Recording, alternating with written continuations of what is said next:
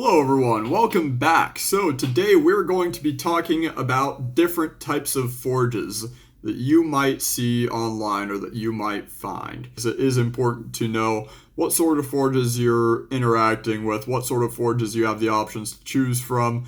So yeah, let's just sort of get into it then. So the first one I want to cover is modular gas forges. Now these ones are really cool, they're really intriguing.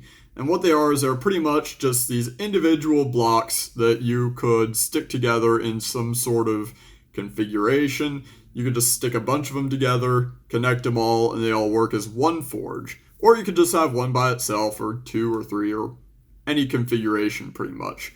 I think it's really cool. I think it's a really great innovation in forge design. I am a little bit partial to it. So the advantages of a modular gas forge are that, you can combine stuff.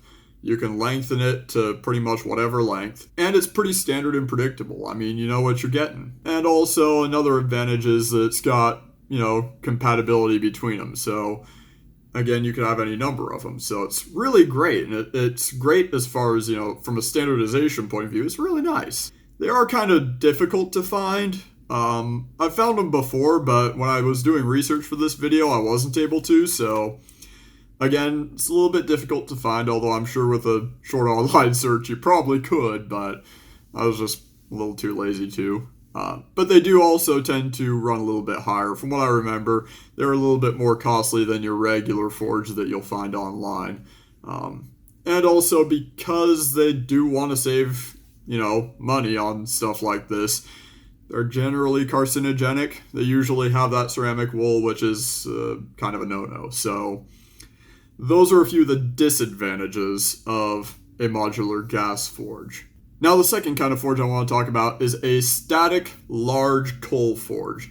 Now what I'm talking about here is like the kind of thing that you see, for instance, Joey Vandersteeg working with. There's nothing wrong with a coal forge, other than the fact that, you get embers, you get smoke, and it requires constant upkeep that's more expensive than gas. But hey, personal preference there. And also it's not portable, but there are also some advantages to it. So for instance, with the large static coal forge, you get a less oxidizing flame. Because you're burning coal, it puts off a lot more carbon monoxide, which is actually a bit of a reducer. It tends to pull oxygen away from stuff and form carbon dioxide. Don't breathe it in. But it does produce that stuff, so it tends to not want to oxidize iron like propane will. It also is possible to forge weld with one of these things. Now, not saying that it's impossible with a gas forge, but I've seen people be able to do that much more effectively with a coal forge, which, again, I attribute probably to that carbon monoxide, less oxidizing flame. I say less oxidizing because it's not non-oxidizing. Still does oxidize in there, just not as much. Now the next one I want to talk about is an individual gas forge. Now I'm talking about your small ones that are just kind of, they're the little portable ones. And they're pretty good. I mean, I have one. It cost me about $65. I went online. I got the cheapest one I could find. Didn't come with a burner.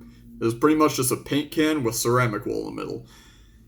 And it worked. It's really great for making rings. For my smaller projects, it was a really good forge. I don't really use it anymore. Mainly because of the ceramic wool. I don't want to give myself lung cancer. Another disadvantage of the individual gas forge is that if it's self-built, which, a lot of times it is. Let's just be honest. Since most people aren't really, physicists or anything, they're not as efficient as something that's, industrially made. Just by virtue of the fact that industrially made forges generally have a little bit more research behind them and such like that. So for instance, in my case, I'm no expert, so when I made the Jester forge, I made it kind of super inefficient. And so I had to do a workaround to make it more efficient, and it just, it just doesn't work the way I wanted it to work. The really good things about the individual gas forge is that it's cheap. I think the total cost of materials for that Jester forge weren't more than, about $40, I think. But also, if it's self-built, that means it's open to customization. For instance, if it's a ceramic wool forge, you can actually coat it in something like Satanite or fireproof mortar, and you can make it much safer. In fact, kind of doing that with my gas foundry right now because it is ceramic wool, and ceramic wool in that thing it's just falling apart. So I'm coating it with some fireproof mortar, and we'll see how that goes. I still have yet to actually fire it, so we'll see how that goes. Anyway, the customization is a really good thing. Another really good thing is that sometimes it's just easy to build. As I said, that one I got online for 65 bucks, ceramic wool and a paint can. Pretty easy. I also made my original foundry that I used for that iron melt, the one that really failed that I almost started a fire with.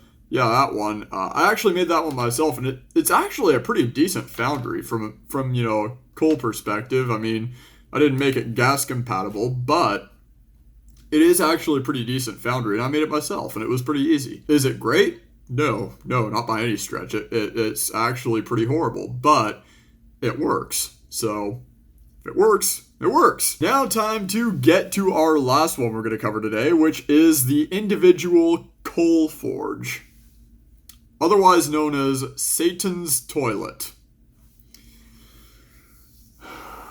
So I have some thoughts about this one. I don't trust it. I'll start off with the disadvantages on this one. It may just be the worst forge in existence. I lack total confidence in it. Now for the advantages of it, because that's a rather opinionated statement, and I feel like I should actually give this thing a little bit of grace here. It's actually really easy to build.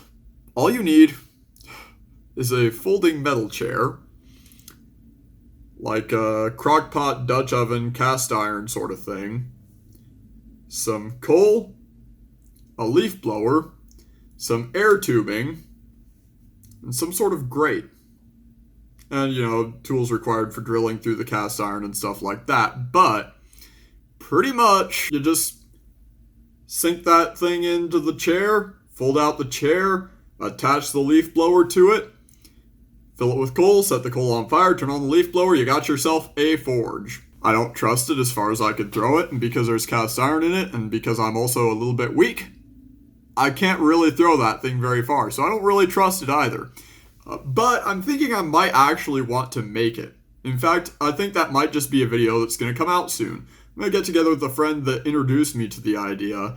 I'm going to see if we can build one of those things. Even though it is the worst forge in existence, I do got to give it credit for its cheapness and its easiness to construct, and how easy it makes it to get into blacksmithing. I mean, I started off with the cheapest, probably most unsafe equipment that one could get, but I eventually was able to develop my hobby, develop some safety measures around the unsafe equipment, and then eventually upgrade to safer, better, cleaner, cheaper equipment. Well, cheaper per unit of production. That's pretty much all the forges I wanted to cover. There are probably several out there that I didn't. For instance, electric kilns and such, but I'll probably just make a separate video for stuff like that because those generally aren't what I work with, so I don't have much knowledge on it, and it will require a lot more research. So I'm probably going to do that research and then come out with a video because I think it's fair to cover stuff like that. So yeah, with that,